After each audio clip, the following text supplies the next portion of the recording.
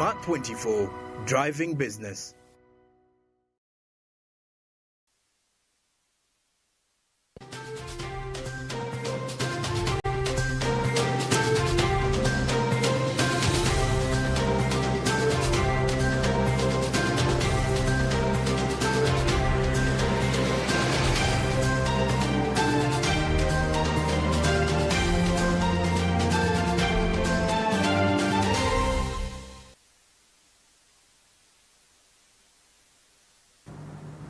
Lunaku lwa kusatu ennaku z'omwezi mukaaga tuli mu mwezi gwa Novemba omwaka 2024 tukuwaniriza mu mawulire gaffe agafa mu byobusuubuzi ku lutembe gagadde olwa Smart 24 TV tukubuuzaako yonna gy'osinzira okutugoberera wamu n'ebyo by'okola tukwebaza era nga tukusabira ddala weekuumire ku lutembe luno lwennyini okutuusaako amawulire agafa mu byobusuubuzi okuva mu bitundu bino byennyini gy'otabadde ne mu bitundu by'ensi eby'enjawulo. Nze Rosette Nansamba ndina munnange Winnie Buyinza Nakabuki obubonero nga tugenda kutambula ffenna okutuusaako amawulire agabadde mu bitundu gy'otabadde. Tutandikidde mu Palamenti ya Uganda ng'ababaka ba Palamenti olwaleero be bakomyewo okumaliriza ensonga z'emmwanyi okugatta ekitongole eky'emmwanyi kya Uganda Coffee Development Authority kukigatta mu Ministry y'ebyobulimi, ekintu ababaka kye bazze nga bawakanya nga bagamba kino kuba kulemesa kirime eky'emmwanyi.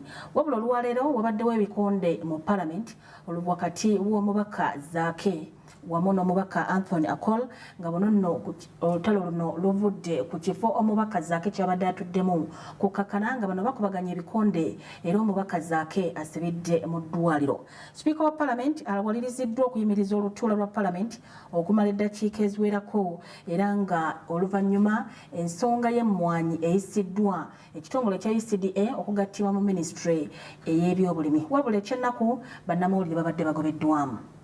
Ku ssaawa nga nnya ez'amakya g'olunaku olwaleero ababaka balabiseeko mu Paalamenti okuteesa ku bbaga ery'okugatta ekitongole ky'emmwanyi kya UCDA okudda mu Minisitule y'ebyobulimi wakati mu byokwerinda eby'amaanyi nga kinajjukirwa nti ensonga z'ebbago lino zaggweera mu kuba kalulu ssabbiiti ewedde oluvannyuma lw'ababaka bava mu kitundu ekya Buganda ne ku ludda oluvuganya okulumirako nga bawakanya ensonga eno. Kati olunaku olwo wakati mu kubaganya ebirowoozo omubaka wa munisipaali y'Emityana Francis Butebizaake ayimiridde okubanga ensonga gy'ategeeza sipiika wa Paalamenti bwe babaddewo abaserikale munda mu bbanga lina emmundu ekintu sipiika kyawakanyizza buli omubaka Zaake n'alemerako ng'alumiriza omusirikale abadde mabega wa sipiika okuba n'emmundu ekintu ekireesewo akacyankalano. Being a victim of gun violence in this country, Madam Speaker, I've seen one of the security operatives inside this house, the one who is behind where you seated, Madam Speaker. Let him be subject to a security check. He has a gun. Let him be subjected because, Madam Speaker, I'm worried about which one? The one behind the gentleman. Ono sipiika wa Paalamenti Anita Amongo awaliziddwa okulagira omusirikale ayogerwako okwazibwa ekintu ekikoleddwa. I beg, let the security official be subject to a check if he does not have a gun. First wait, be calm. This is the sergeant at arms. This is the sergeant at arms. Sergeant at arms, can you check? Remove your jacket.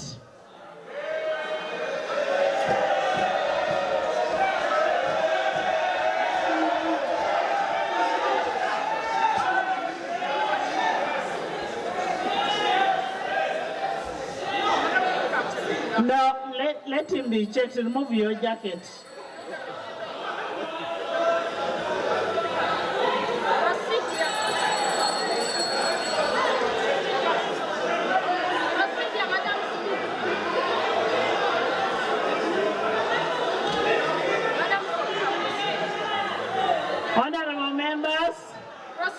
Oluvannyuma omubaka Zaake azzeeyo okutuula mu kifo yabadde wabula ng'onasanze omubaka wa Kiraka North Anthony Akola atuddewo wano ng'omubaka Zaake agezezaako okumugamba amuviire mu kifo kye nga n'oluvannyuma ekivuddemu kwe kulwanagana era ng'omubaka Zaake akubiddwa ebikonde.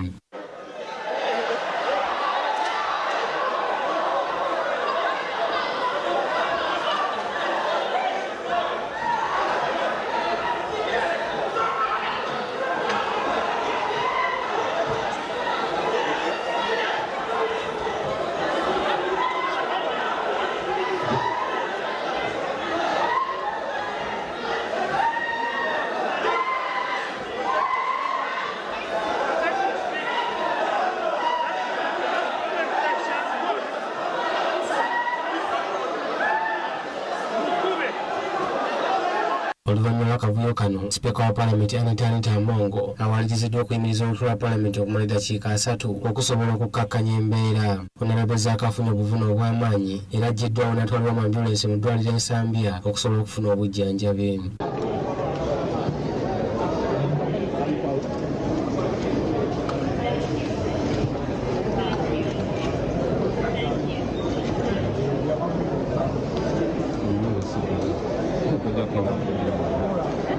Wayiseewo akaseera katono nnyo bannamawulire nabo ne bagobebwa mu kisenge wateeserezebwa ne balagirwa okugenda mu kisenge kya paalamenti wansi nga nekizeeko kwe kufulumya ababaka abaali bagobeddwa sipiika wa paalamenti.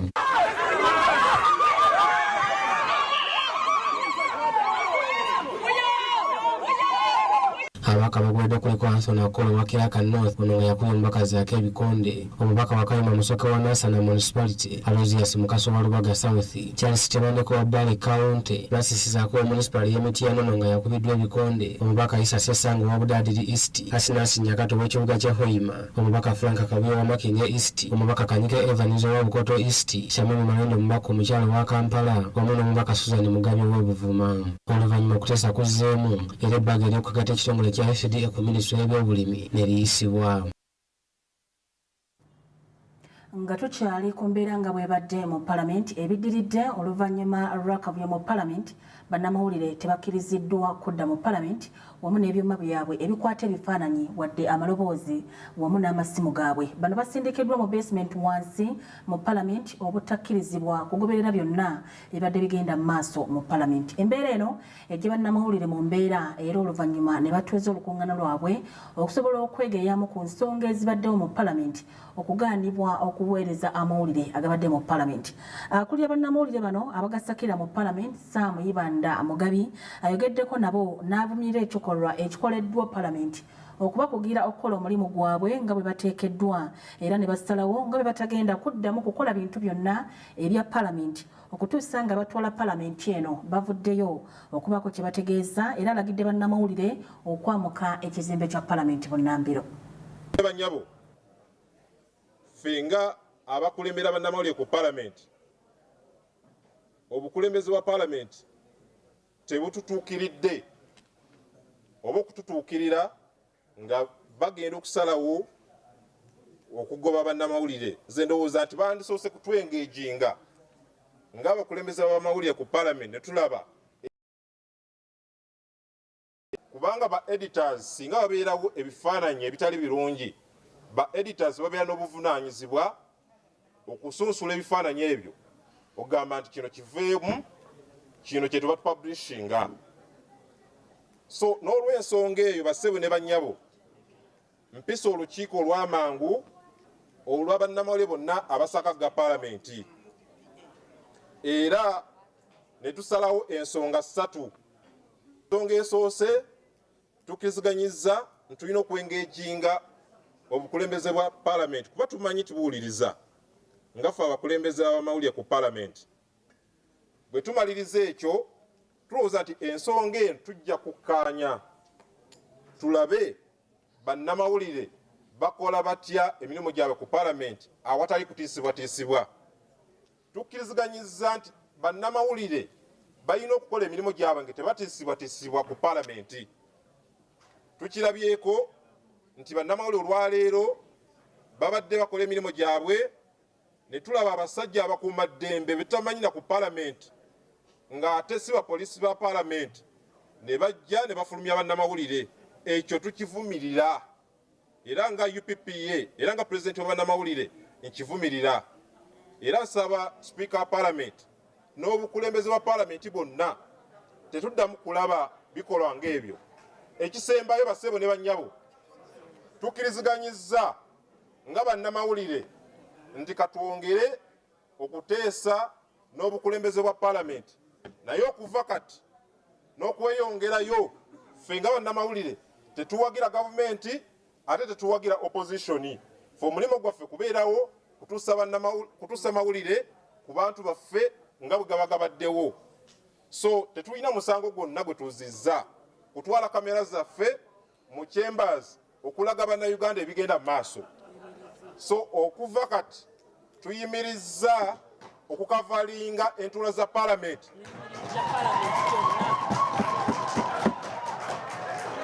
Tuyimirizza okukavalinga komiti zonna eza palamenti.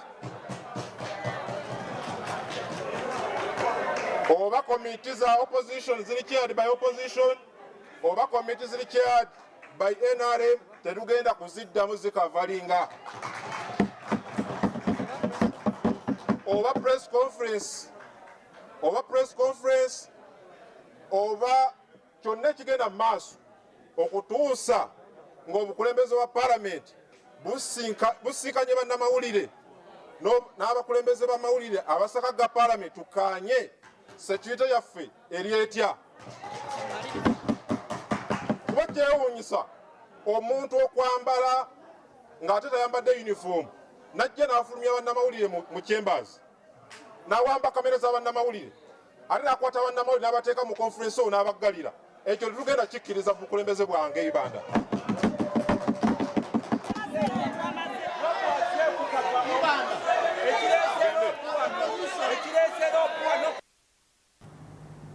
Ekikolwa ekyo eky'okujja bannamawulire mu palamenti nga bakola omulimu gwabwe naffe tetukiwagira era nga tuwagira enteesaganya wamu n'okutegeezebwako mu budde n'okumanya enkola y'emirimu entuufu. Nga tukyali ku nsonga nga bwe zibadde ku palamenti byo ebyokwerinda ku makya ga leero bibadde binywevu ddala nga enguudo zonna eziyita ku palamenti oba n'ebitundu ebiriraanyeewo zibadde nzigale era nga akalippagano k'ebidduka kalabiddwako mu bitundu ebyo byonna. Okutuuka ku palamenti obadde osanga akaseera kazibu era nga okukeberebwa kubadde kw'amaanyi awatali kutaliza muntu yenna okubadde ne sipiika wa palamenti Anita Among. Babaka ba palamenti bavumiridde ekikolwa kino eky'okubamalako emirembe wamu n'okutaataganya emirimu gyabwe. Musasi waffe abaddeyo era atulaze bulungi nnyo ekifaananyi nga bwe kibadde. Nga bwe kyalambikibwa nti olunaku olwaleero palamenti yakuddamu okutuula okuteesa ku bbaga erijjawo ekitongole ekiddukanya emmwanyi ekya Uganda Coffee Development Authority era ababaka babukezezza nkokola okwetaba mu lutuula luno.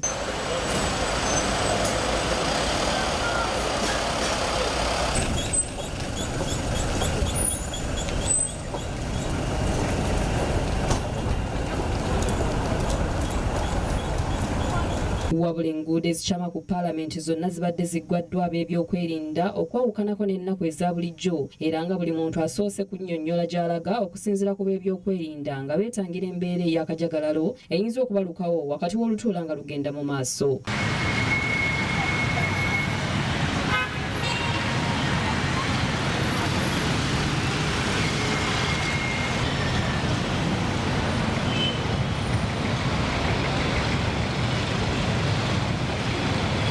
Ku miryango ejingira palamenti buli omu asoose kuva mu mmotoka olwo n'ayazibwa olwo ne yeeyongerayo era embeera eno teyawukanyira ku mukubiriza wa palamenti Anita Among naye asoose kwazibwa.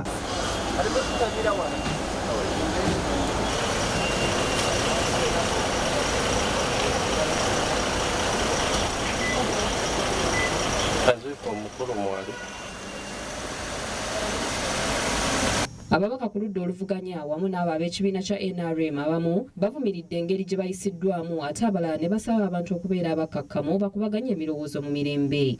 Zibulokinze tukuka ku palamenti kati lutalo naye lowooza bannayuganda bongera okutegeera gavumenti eno byetugyogerako nti tekyalina goodwill y'abantu buli kimu kati bakozesa mundu bakozesa bajjaasi n'ebirala. Bwenjogerera palamenti bali kuloyinzeeko SFC bakutaaga SFC bagambazza engoye za poliisi batera okututunulira mu maaso naye olwaleero bannayuganda tubasaba bamanye kuba ishu ya leero ya bulamu yakufa na kuwona. Tuba twogera ku mwanyi twogera ku byenfuna by'eggwanga munnayuganda okuva ku muntu owa wansi eyo ekanna buli mu wansi mu kyalo oba ebugerere oba wa lite gye bataddewo si eya bulijjo. Kino tulowooza kikolebwa kutiisatiisa babaka naye ffe tetugenda kutya. Emmwanyi tulina birowoozo by'abantu palamenti gye tulina okubiteeseza kale ate palamenti era kubanga okangakanga wadde kutiisatiisa ng'abantu bateesa mu mutima gwe baba bajjiddemu naye kye tulaba byokwerinda ebitongole bingi ebiri wano bali mu uniform bali mu leeya emmotoka bakitugobezza eri tosobola kutuuka na mmotoka kati tusase olwabalima bagera kusanga ate obuzibu balina obukosefu n'abalwadde lwaddemu bagera sanga obuzibu naye nga just kyonna kiba kiraddewo lwa mwanyi. For me, I'm not inconvenienced by the security. Let them keep the peace and the security of Parliament. Just to we have more problems to deal with as a country instead of just we are UCD.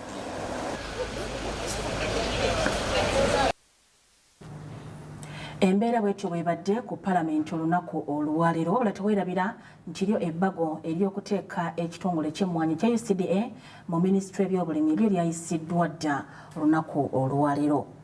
Bwe tweyongerayo mu mawulire gaffe amalala agafa mu by'obusuubuzi, abayizi mu kibiina ekyomusanvu bakoze ebigezo byabwe ebyakamalirizo okutandika n'olunaku olwaleero ebigenda okukomekkerezebwa olunaku olw'enkya. Bano batandise n'ekigezo ky'okubala wabula nga ye mu disitulikiti ey'e Mukono gye tusobodde okutalaagako okumanya embeera nga bw'ebadde. Embeera y'obudde ebadde nnungi nnyo era amasomero gasobodde okufuna bulungi ebigezo byabwe era abayizi ne batandika okubiwandiika mu budde. Mu kibuga Mukono ebigezo by'abayizi b'ekibiina ekyomusanvu bitandise bulungi olunaku lwaleero era nga abayizi 1,635 be batudde ebigezo bino okwetooloola disitulikiti y'e Mukono era n'abakulira amasomero ga primary ag'enjawulo babukeesezza nkokola okweyiwa ku poliisi e Mukono okukima ebigezo okusinziira ku avunaanyizibwa ku byenjigiriza mu disitulikiti eno Rashid Kikomeko annyonnyodde nti abayizi 1,635 be bagenda okutoola ebigezo bino era nga bakubikolera mu masomero 256 okuli ag'obwannannyini n'aga gavumenti. Batulina police station etugabire ebibuuzo police station 5 bikomeko byabwe byatutse dda ab'enkasawo ebintu byabwe bisoma ebintu ab'enagala ama police station ebiri n'awali Mukono police station 5 esomera kati abagenda okubigaba.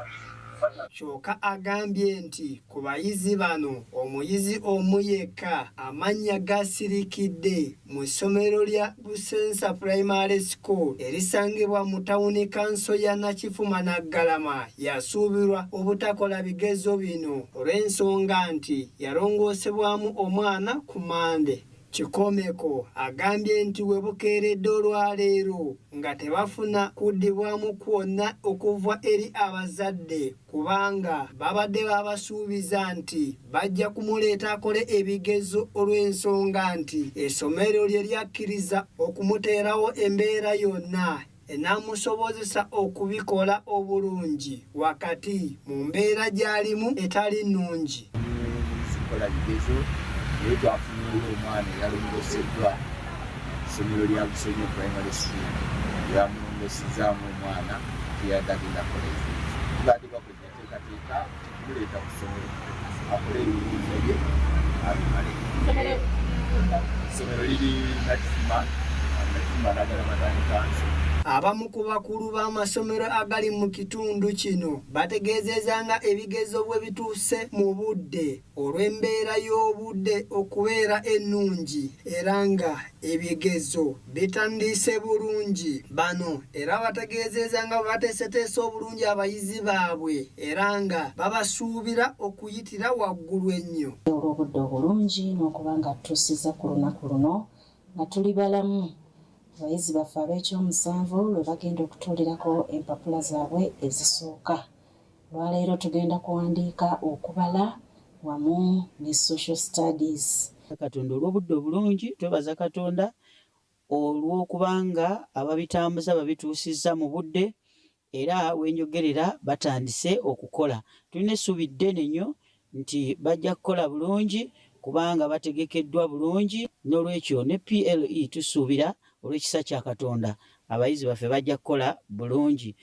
Bo abamu ku bayizi betwogeddeko nabo bategeezezza nga bwe bategese obulungi okukola ebigezo bino kubanga abasomesa babawadde ekimala era nga basuubira okuyitira waggulu. Neteeseteese kubanga abasomesa baffe bakoze omulimu munene nnyo. Tukoze tesiti buli wiiki, tusomye ebitabo byaffe, bava tusomesa bulungi era ne tubikwata. Kijjo nkola ebibuuzo ne tukola tesiti omusomesa n'akanya tugamba nti mwongeremu maanyi, mwongere kusoma bitabo, mujja kusakisidinga mu buli kimu kye mukola. Era nze kye neebaza Mukama nti nsobodde okubeera nti nkyali mulamu, era nga ne basomesa bateeranga okuŋŋamba mbikoze, era kati nga nninda kibuuzo nkikole, fune aggregates esanyusa omuzadde, omusomesa ne Katonda nange mwennyini. Ye amyuka omubaka wa pulezidenti mu kibuga ky'e Mukono, Loda Kagaga, ategeezezza nga bwe bataafunye buzibu bwonna, wabula n'alabula abasomesa n'abakulu b'amasomero abatagezaako kubbira abayizi bigezo kubanga bayinza okubaviirako okufiirwa omwaka gwabwe. Era n'asaba abazadde okulaba nga bakuuma abayizi mu luwummula luno oluwanvu. Kubira omulanga abazadde baffe nti kano ke kadde ke tulina okukuuma abaana baffe. Tumanyi nti tulina amasomero agali wala nga St. Beatrice Buwava, nga Katikolo. Tusaba nti abaana baffe mubakuume bulungi, ennaku ziri 2 zokka. Bwe kiba kyetaagisa omwana kumuwerekerako paka ku ssomero tukikole. Bwe tuba twetaagisa okuteekako some measures ne teachers okulabika nti tetulina omwana afiirwa kukola bibuuzo bye bwankuba. Tukimanyi nti tuli mu budde bwa nkuba, tubayambeko ate tubawe ebyetaagisa. Samuel Okirimunda ku Rasma 24 TV agafa mu by'obusuubuzi. Abayizi ab'ekibiina ekyomusanvu tubaagaliza birungi byereere byonna bye mukola muveeyo n'obubonero obusanyusa abazadde. Si bazadde bokka, eggwanga lyonna wamu nammwe kennyini. Bwe tweyongerayo, gavumenti ya Uganda esaba ekitongole ekiwooza ky'omusolo ekya URA okwongera amaanyi mu kuŋŋaanya omusolo gweyongereko nga kino kyakwongera ne ku byenfuna by'eggwanga lino. Bino bibadde mu kutongoza omukutu gwa insuwa omupya ogumanyiddwa nga Marine Insurance Cargo nga guno gugenda kuyamba abasuubuzi kusingira ddala abo abatambuza emmaali okuyita ku mazzi era nga bano ebiseera bingi babadde bafiirwa emmaali yaabwe nga tewali muntu asobola kubaliyirira. Ramadhan Gobi, omuwandiisi w'enkalakkalira mu minisitule y'ebyensimbi, ategeezezza nti kati bbeeyi y'ebintu mu ggwanga lino yakwongera okukendeera. Katubirabe. Omwaka oguwedde namutikwa w'enkuba yagootaanya emirimu mu ggwanga erya Kenya ekyaleetawo n'okufiirizibwa mu byenfuna. Ebifo ebimu ebyataataaganyizibwa mwe muli omwalo gw'e Mombasa awatuukira ebyamaguzi okujja mu Uganda. Abasuubuzi abasinga bafiirwa emmaali yaabwe kuba konteyina z'ebyamaguzi zaali zijjudde amazzi. Kino kye kireetedde ekitongole ekivunaanyizibwa ku kukuŋŋaanya emisolo mu ggwanga ekya Uganda Revenue Authority nga kiri wamu n'ekitongole ekirungamya ebitongole bya yinsuwa ekya Insurance Regulatory Authority okutongoza omukutu gwa yinsuwa ogwa Local Marine Insurance Cargo nga gwakuyamba ku basuubuzi ababadde bayingiza ebyamaguzi okuva mu mawanga amalala okuyita mu kubaliyirira singa ebyamaguzi byabwe biba bifunye obuzibu. Ramadhan Gowi ono nga ye muwandiisi w'enkalakkalira mu minisitule y'ebyensimbi ng'akiikiridde minisita w'ebyensimbi n'okuteekerateekera eggwanga Honorable Matiya Kasaija wabadde mu kutongoza omukutu guno ategeezezza nti ku mbalirira y'omwaka gwa 2017 minisitule ye yeeyama okwongera amaanyi mu kampuni za yinsuwa ez'enjawulo. Agamba kino kizze mu kaseera akatuufu okutaasa ebyenfuna by'eggwanga ng'omwaka 2013 eggwanga lyafiirwa obuwumbi obusoba mu 6 okuva mu musolo gwa VAT wamu n'obuwumbi 35 okuva mu musolo gwa stamp duty. But between 2009 and 2013, government of Uganda lost revenue totaling 60.3 billion shillings as VAT and 35 billion shillings as stamp duty through insurance of imports by foreign insurers. And remember, this was 2013, many years ago. The economy has grown much bigger now. This is in addition to the massive insurance premium flight. With an increase in imports over the years, the country has certainly lost more revenue. Ayongeddeko nti kati gavumenti egenda kwongera okuyingiza omusolo okuyita mu nkola eno empya eya yinsuwa okukendeeza ku miwendo gy'ebyamaguzi wamu n'okukendeeza ku bbeeyi y'ebintu. So URA, you should collect more money. Number two, the cost of doing due diligence and pursuing claim settlement shall be eliminated. Number 3, we also expect reduced commodity prices, since traders will no longer have to buy dollars to pay insurance premiums, which has been increasing the cost of importation, translating into high commodity prices. Alhaj Kaduna Birubeganga yakulira ekitongole kya Insurance Regulatory Authority ategeezezza nti kino kigenda kuyamba okukendeeza ku musolo ogubadde gusasulibwa abasuubuzi nga baleeta ebyamaguzi byabwe mu ggwanga. Abantu babadde baleeta ebintu byabwe ebimu nga birina insurance birala nga tebirina, ebibeera bitayina URA ebadde yina engeri gy'ekibalamu, naye twagenda okwetegereza nga munnayuganda yafiirwa nti osasula ssente nnyingi naye ebintu byo bisigala tebibadde na insurance. Bwe waba nga waliwo ebibuze tewali wakusasulira.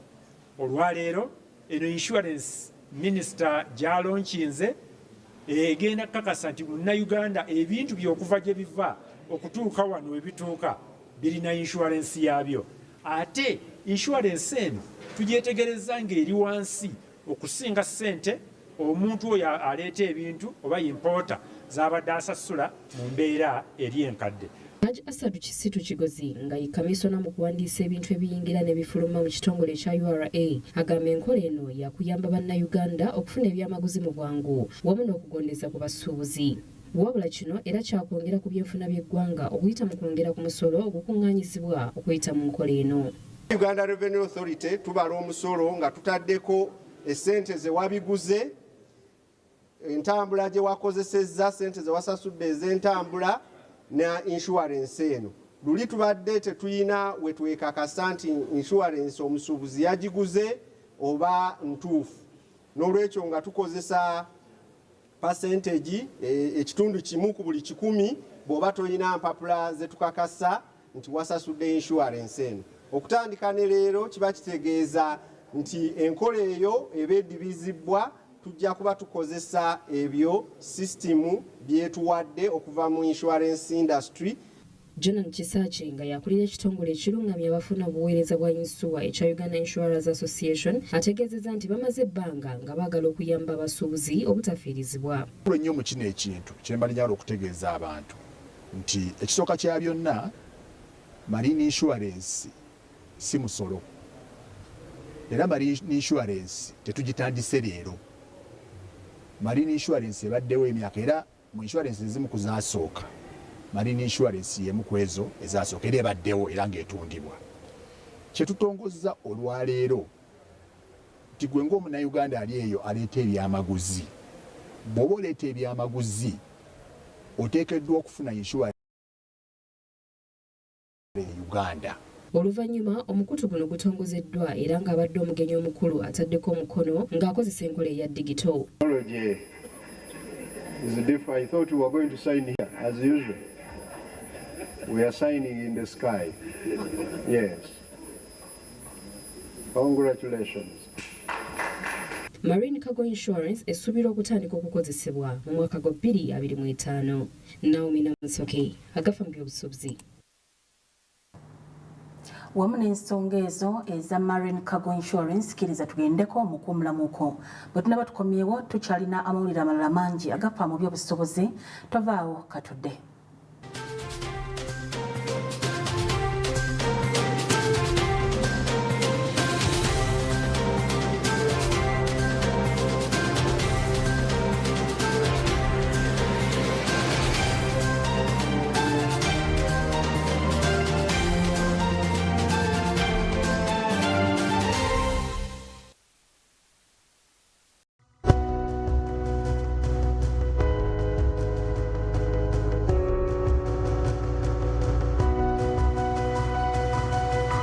Smart 24, driving business.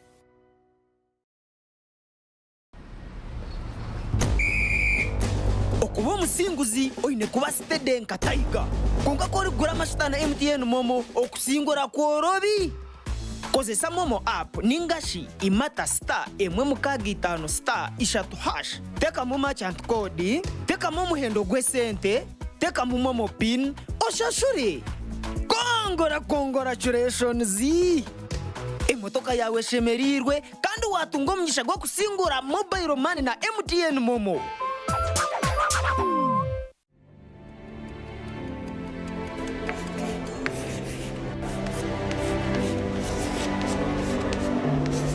This is Jordan. When it comes to classwork, Jordan is magic. Jordan shines. Jordan makes his peers better. Jordan is a true leader. White Star Magic family. Be a leader. Be magic.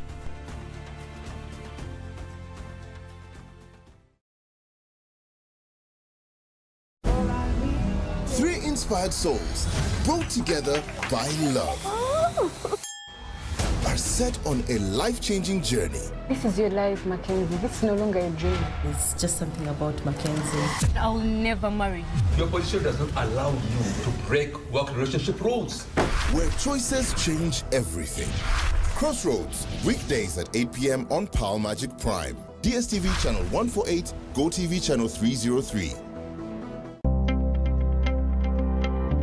I am Muriel Jamila Hope, a student of Ebenezer Baptist Secondary School, a senior 4 candidate in the Bongi district, Itula sub-county, Dongo village. And I am in the bakery class, currently studying, pursuing the course of bakery in Lira City. But why have I come here is to add more value, to add more knowledge on the skills that I have.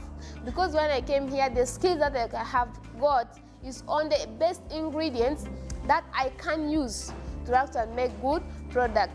But our great congratulations to the government of Uganda, His Excellency Yoweri Kaguta Museveni.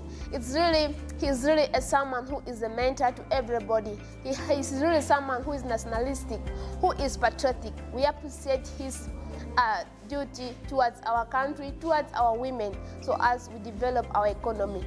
My congratulations to Grow Project and Muby'Obusuubuzi Foundation. We appreciate their efforts.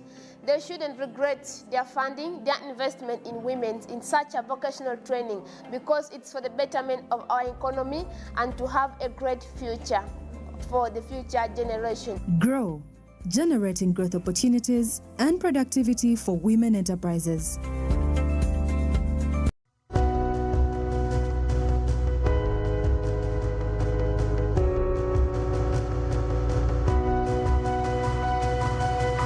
Smart 24, driving business.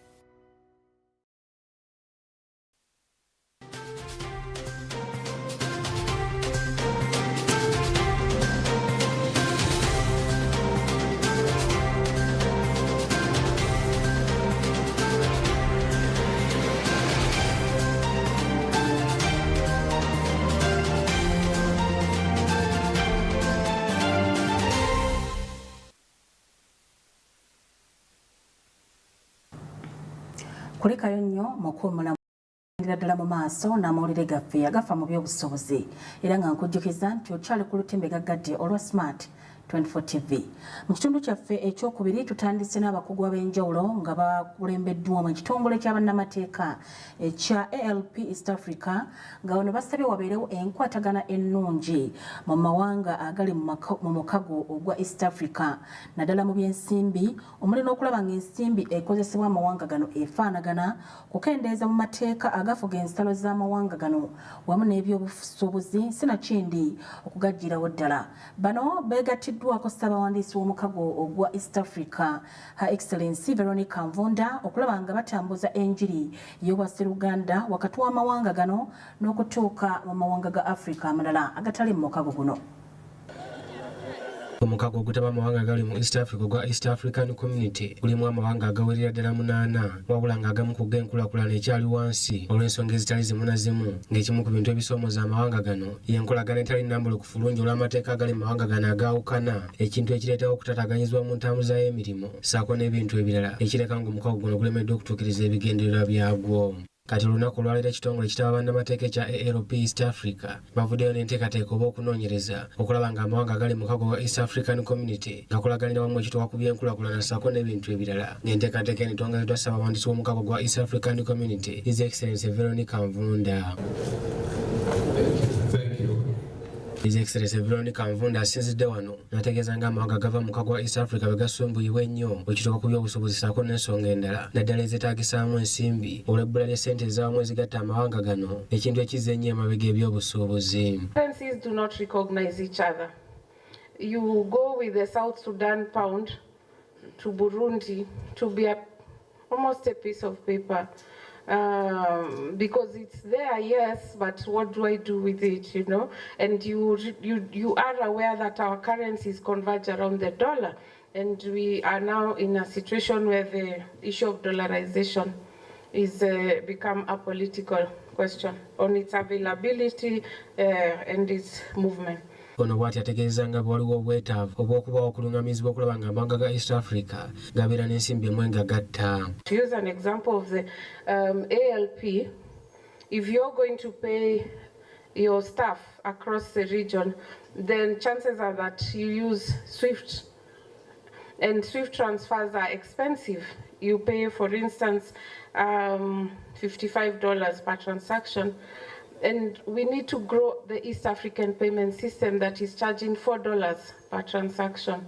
And therefore assessing the usage of the EAPS is critical at that level of movement of currency. But then at the retail level, the movement towards a regional switch by ensuring that we have at least single national switches that can converge and are interoperable.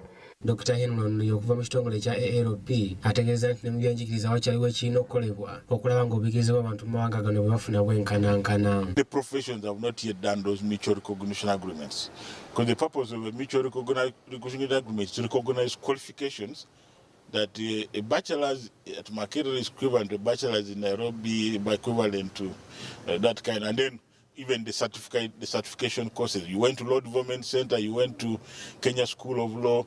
Now that's always a problem. You have lawyers who come having got a qualification of Kenya School of Law, and they're told, no, that's not enough. First go back to LDC. Ono ategeeza nti n'embeera y'ebyentambula amawanga ga East Africa nti ekyali mbi nnyo nga kino kibeera kizibu okutambuza emirimu obulungi. Can't move goods easily. Then those affect even how people will partner with you in terms of trade. Can you imagine that if you think of moving goods to DRC, you have to fly them to Kinshasa because the road network is. I know we are trying to do a lot of helping them in investing in the road network in Eastern DRC, but until that gets done, that remains a problem. And of course, that's the same thing with South Sudan. South Sudan gets most of its food from Uganda. At least there's a network, a road which runs through Nimule into all the way to Juba. It's tarmac. But otherwise, the rest of the country, there is no road network. Sala Kajingo okuva mu kitongole ekya PSFU ategeeza nga okunoonyereza kuno bwe kugenda okuyambako amawanga ga East Africa okuzuula ebituli ebikyalemeseza enkolagana y'amawanga gano era bw'atyo n'asaba ebikolebwa bireme kukoma mu ndagaano wabula biteekebwe ne mu bikola kiyambeko mu nkulaakulana. Look forward for a day when I can move in the community, trade, engage in business without a passport.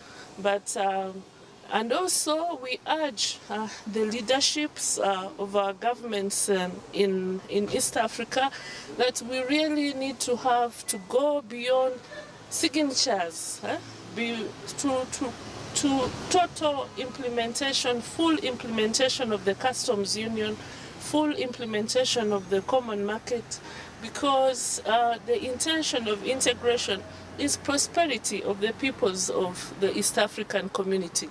Ssentebe w'ekibiina ekitaba abasuubuzi ekya Kasiita Thaddeus Musoke Najjenda ategeeza nti kino kyakubayambako nnyo okutegeeza bekikwatako naddala abakulembeze b'amawanga ga East Africa obulumi bo ng'abasuubuzi bwe bazze bayitamu era bw'atyo n'asaba nabo okuba nga bakiikirwa ku mutendera gwa East Africa balemenga kuba bannabyabufuzi bokka. Tuli basanyufu nnyo nti byonna ebisinga bye tubadde twemulugunyaako mu ebire. Okusookera ddala twewuunya bwe kiba abakulembeze baagala tusobole okubeera nti twegatta. Lwaki ffe private sector bakifa abasuubuza ab'amakolero lwaki tetubeera nga tukiikirirwa ekino kitambulira mu bannabyabufuzi tukyekengera nnyo nga ffe tetuliimu tujja buzima bbali naye ng'essente zonna ezitambuza bino ffe tuzisasula mu misolo ogenda okulaba kivuddeyo nti ffe abakola emirimu gino ffe tulina okusoosowaza integration. Ono yawagidde ekyamawanga ga East Africa okuba n'amateeka agafuga ebyensimbi agafaanagana okugeza nga mu nkola za banka emisolo gisolozebwa ssaako n'ebintu ebirala waleme kuba obutali bwenkanya mu byenkulaakulana. Sekita Tanzania bakola byabwe, Kenya bakola byabwe, Uganda tuli ku byaffe. Kiki ekitugaana ne tukola uniformity ne tumanya nti kati nedda financial policies zirina kuba nga ddala nazo ziri integrated. Nomanya nti awo kitambula. Okujja omuceere abasuubuzi bafadde babonaabona nnyo okujja omuceere Tanzania aye tuli wamu ebintu babikwata onooneka n'owulira South Sudan ate nedda tetujja kugula buwunga bwammwe tebuli ku mutindo bitongole by'omutindo okubeera nabyo biri integrated nti ekintu ekikerebwa ddala kikeberebwa nga kituuka ku mutindo kati kyova olaba ripooti eno erinako weesobodde okubijjayo nti ku lugendo tulutandiseeko nti bwe tuba tubadde tugenda ku Masaka at least tukoze eki. Ronald Kiwesi, 24 TV, agafa mu by'obusuubuzi.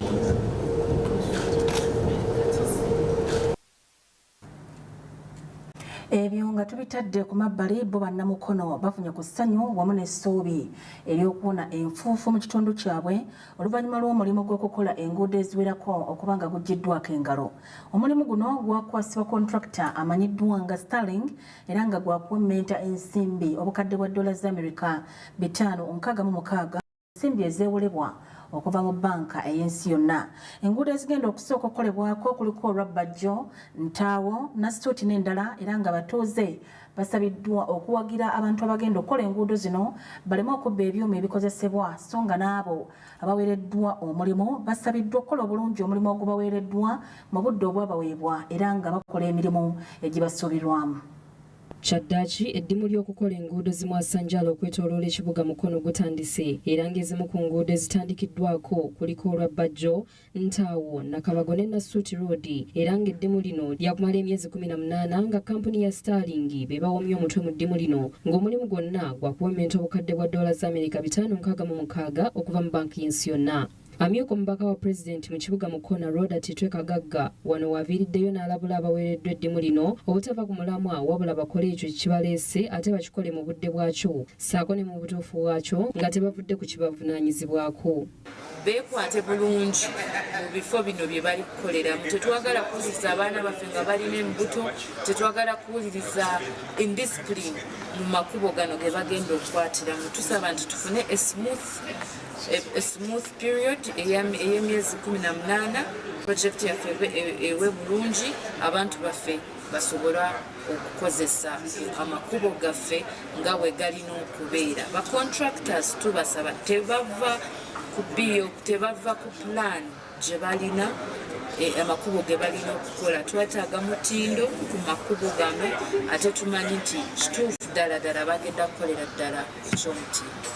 Mu ngeri y'emu asabye abantu abali mu bitundu gye zikolebwa okufuna okwegatta obulungi ne bakontrakita okusobola okukola enguudo ennungi. Ono alabudde ne abateekateeka okutaataaganya enkola y'emirimu gino omuli okubba ebikozesebwa ssaako n'ebirala obutakikola kubanga bajja kuvunaanibwa era n'asaba abantu okulaba nga bakolagana bulungi n'abantu bano ate n'abo abatakkiriza kuwaayo bifo byabwe okukikola ku lw'obulungi bwa Mukono.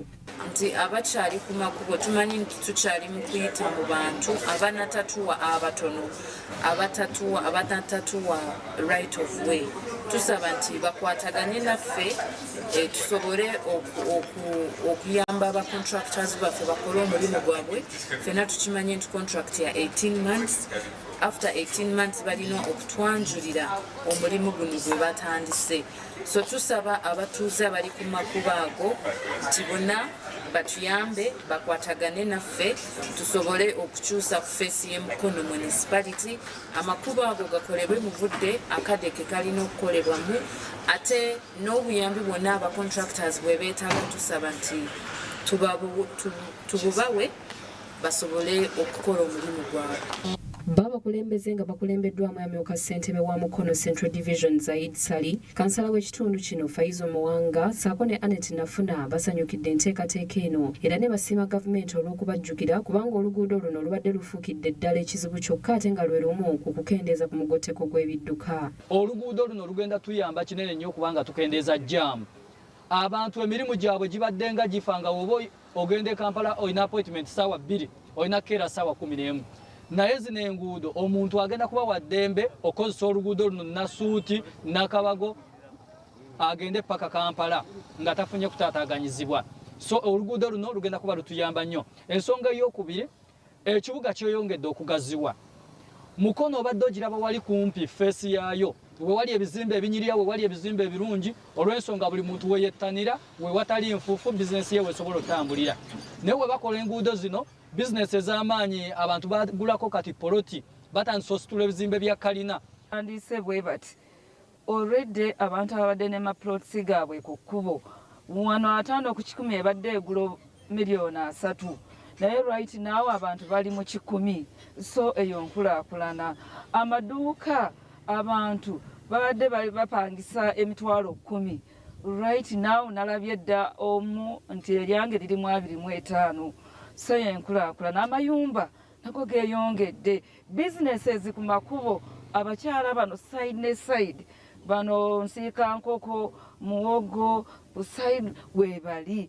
Bano era balayidde okufaafagana n'omuntu yenna kaabe mukulembeze aneetantala okubba ebikozesebwa nti kino kigenda kuviirako ate okukola emirimu gadibengalye era balabudde abavubuka ssaako n'abafumbo okubeera abeegendereza ku bantu abazze mu kitundu kino kubanga obulwadde bwa mukenenya bukyaliyo. Tugenda kusuulayo gwa Nagamba kubanga zino sente neewole okuva mu World Bank n'olwekyo gwe nange n'omulala yenna omwana n'omuzzukulu tugenda kuzisasula oba twagala oba tetwagala. Tuleme kusuulayo gwa Nagamba tulabe nga teekawo obuvunaanyizibwa. Okusooka kwe kulaba ebyo byonna ebigenda mu maaso kubanga oluusi abantu bino abamu bakufuula mugano. Oli najja n'alowooza nti ennyumba ye bwe yakoma olwaleero amaze okufuna omukisa wagenda okujja matiriyo wa layisi agenda amaliriza oba ennyumba ye. Nedda bannange si bwe genda okubeera. Mu mbeera eyo twagala obbakubiriza nti ffenna tubeere kalabaalaba twabeere kalabaalaba wa munne. Ekkubo lino bannannyini kkubo lino mutunuulire obubbi obugenda okubeerawo mutuloopere tujja kulaba ekyokukola naffe ng'abakulembeze era nkubiriza abakulembeze bannange teri kwenyigira mu bubbi bwonna ate tuganye okwemulisa fe omulimu twakukola ku kanso katutunuulire bano abasajja abagenda okukola tuleme obbalemesa okukola emirimu gyabwe.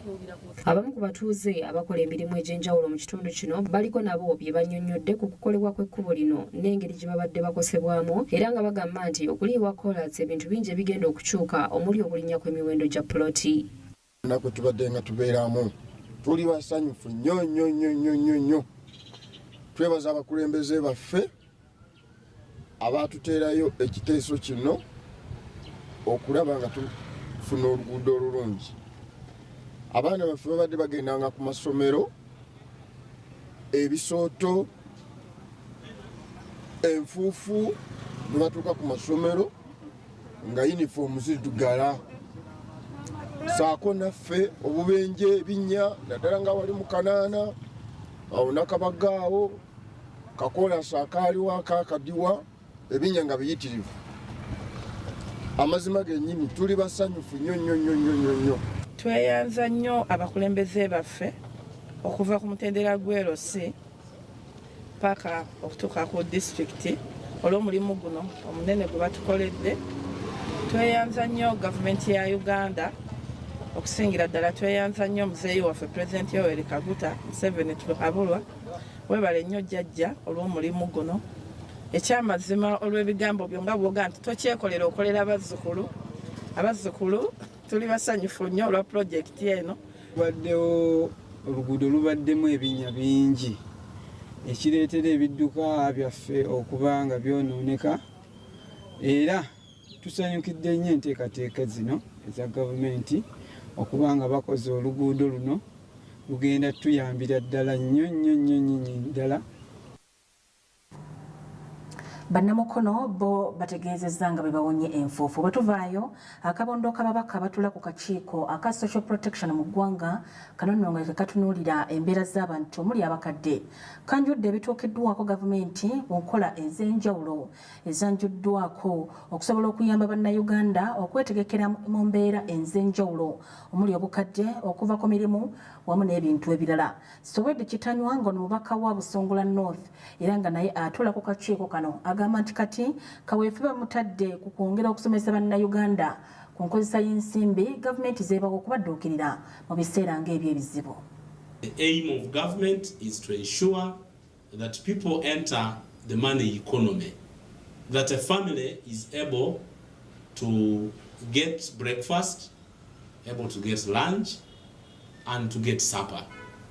And that besides having a meal, they are also able to meet other basics of life. Of course, it is a long journey, but a number of interventions have been made. Elderly persons, where people aged 80 and above are given 25,000 per month. It may look very small, but for a person who is vulnerable, once that money is put together, it is able to offset certain costs within the family. For persons with disabilities, it's a grant generally for persons with disabilities. They form groups at their respective villages or parishes, and they are supported to come up with projects for poverty alleviation. There are also other programs. For example, we have NSSF. It is part of the social security fund. It is part of the social protection strategy within the country to make sure that even those people who work are able to have a saving. They are able to have some money that in an event that they do not continue with their work, or an event that they grow old, they are able to access the funding. Receive the money with a lot of dignity. In my opinion, we need to work on the processes, the systems that we are using to disburse some of these funding. There should be also an opportunity for trusted persons to come and pick the money for the elderly. Akadde kano twagala tulabe ate akatale k'emigabo bwe kayimiridde bwe tuukidde olunaku olwaleero. Essira nga bulijjo tuliteeka ku kampuni ezikuli okumpi mu kitundu kyo ate nga naawe z'okozesa era nga nnyangu okutuukako. Tutandise ne Airtel nga bali ku nnusu 63. Centum Investments bambuseeko katono bali ku nnusu 2.73.59. Bank of Baroda bali ku nnusu 22.5, so nga DFCU bali ku nnusu 2.25. Tebakyose wadde. British American Tobacco bali ku mutwalo 1.5. East African Breweries Limited bali nnyako n'ennusu 34.14, bali ku 15,225.45. Equity Bank bambuseeko ne senti 1.89, bali ku 1,383.79. Jubilee Holdings Limited basse ne 18, bali ku 462.83. Ate bwe tweyongerayo Kenya Airways bali nnyako katini bali ku 18.93, so nga KCB basse n'ennusu 24, bali ku 167. MTN Uganda bali ku nnusu 2.9, so nga Nation Insurance Corporation bali ku nnusu 5.5. Ate bannaffe ba Nation Media Group bali ku nnusu 4.1, so nga New Vision 53. Stanbic Bank bali ku nnusu 51.62, so nga Quality Chemical Industries Limited bali ku nnusu 55. Bannaffe abasembayo tulina Uganda Clays Limited bali ku nnusu 9.10, so nga ate umeme bali ku nnusu 2.42, bali nnyeko 0.31. Ate bwe tweyongerayo okugendako ebweru bw'eggwanga ebiva mu ggwanga eri America mu kalulu akakubiddwa olunaku olw'eggulo, ebivaayo biraga nti omukulu Donald Trump alebezza munno waggulu gw'abadde avuganya naye omukyala yekka abadde asuubirwa okuba omukyala asookera ddala okutwala entebe y'obukulembeze bwa America wabula nga ono emuyise mu ngalo. Donald Trump okusinziira ku byabaliddwako ono nno yavudde nadda nayerangirira nga bw'awangudde akalulu k'eggwanga lya America. Okusinziira ku biriyo okutwala akalulu kano olina okuba nga otutte ofunye obululu 207 mu kalulu akamanyiddwa nga electoral vote era ng'ono yayisizaamu nadda mu bululu obwo nga we twogerera okujjaguza n'okujjaganya kugenda mu maaso mu bitundu mu masaza n'ebitundu ebirala omukulu ono gy'asinze okutwala obululu obungi. Donald Trump kinajjukirwa nti akomye omulundi gwakubiri okulembera eggwanga erya America. Okuviira ddala mu kiseera ekya kampeyini wabaddewo obunkenke mu ggwanga lya America mu kalulu k'okusalawo omukulembeze w'eggwanga lya America owanamu 7 wakati w'omukyala Harris Kamala ne Donald Trump ayagala okuddamu okufuga eggwanga. Okulonda kwakoleddwa olunaku lw'eggulo era we butuukidde mu kiseera ekikeeseza olwaleero nga abeesimbyewo bombi bawera buwanguzi wadde nga ye Donald Trump abadde yeerangiridde dda okusinziira ku byabadde byakafunibwako. Okusinziira ku mikutu egy'enjawulo, Trump yabadde n'obululu obwa waggulu nga mu kalulu akamanyiddwa nga electoral vote omuwanguzi yeetaaga obululu 207 okuyitawo. Okusinziira ku bali mu nkambi ya Trump, obuwanguzi bwe businze kuva mu bibuga eby'amaanyi nga Montana, Nevada, Michigan n'ebirala bingi era nga okujaganya kukyagenda mu maaso. Oluvannyuma lw'okuwangula ekiro, Trump ayagadde okwogerako eri abawagizi be wadde nga wabaddewo okumulemesa. Water as big as we've ever seen, water hurricane. It built lakes out of nothing. Fields became lakes, and the danger was unbelievable. And the people from North Carolina came to me and they said, would it be possible, at all possible?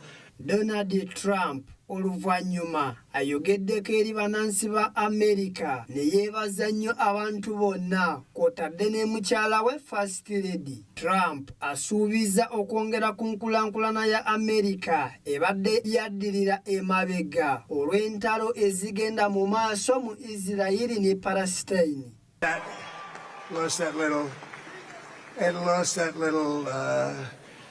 That little thing called special, we have to make it so. We're going to make this so great. It's the greatest country and potentially the greatest country in the world by far. And right now we're going to just work very hard to get all of that back. We're going to make it the best it's ever been. We can do that. If we had to wait longer, I don't know. It was going bad and it was going bad fast. We're going to have to seal up those borders and we're going to have to let people come into our country. We want people to come back in, but we have to let them come back in, but they have to come in legally. They have to come in legally. Let me also express my tremendous appreciation for Susie and Chris, the job you did. Susie, come here. Come here, Susie. Chris, come here, Chris. Susie likes to stay sort of in the back, let me tell you. The Ice Baby, we call her the Ice Baby. America y'emu ku nsi ezisinga mu byenkulankulana era nga bayimiridde ku GDP obuso bwa $29 n'obutundutundu 16 nga be basinga mu nsi yonna nga baddirirwa eggwanga lya China eritudde mu kyokubiri n'obuse 18 n'ekitundu obwa $. Trump amanyiddwa nnyo mu kugatta abantu n'okubatabaganya era nga asuubirwa okwogerezaganya n'amawanga nga Isirayiri ne Palestine okukomya entalo eziriwo mu Gaza. They came from all corners, union, non-union, African American, Hispanic American, Asian American, Arab American, Muslim American. We had everybody and it was beautiful. It was a historic realignment, uniting citizens of all backgrounds around a common core of common sense. You know, we're the party of common sense. We want to have borders. We want to have security. We want to have things be good, safe. We want great education. We want a strong and powerful military, and ideally we don't have to use it. You know, we had no wars. 4 years we had no wars, except we defeated ISIS. We defeated ISIS in record time, but we had no wars. They said, he will start a war. I'm not going to start a war. I'm going to stop wars.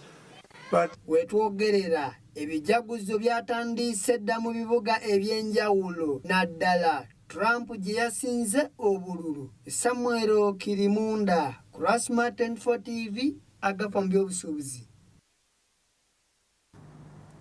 Abantu ab'enjawulo okuva mu mawanga ag'enjawulo batandise okuyozayoza Donald Trump okuba ng'afuuse omukulembeze w'eggwanga lya America owana mu 7. Ne Speaker wa Parliament y'omu ku abo abayozayozeza Trump ono ngalaga essanyu nti oba oliawo ne sanctions eziriwo zandigibwawo kubanga ono munywanyi we. Akadde kano tetugenda kubanga tusukkawo ebula eddakiika emu yokka okubanga ziwera essaawa 2 ez'akawungeeza k'olunaku olwali. Tukwebaza gwetandise naffe okuva gye tuwatandikidde n'okutuusa akadde kano. Ebisingawo nga bulijjo dduka misinde ku mikutu gyaffe egya social media teekamu Smart 24 TV ojja kuba otufuna bulungi. Mbadde Rosette Nansamba ne munnange Bwine Buyinza Nakawuki obubonero era nga tugenda kusinziira wano tukwagalize ekiro ekirungi.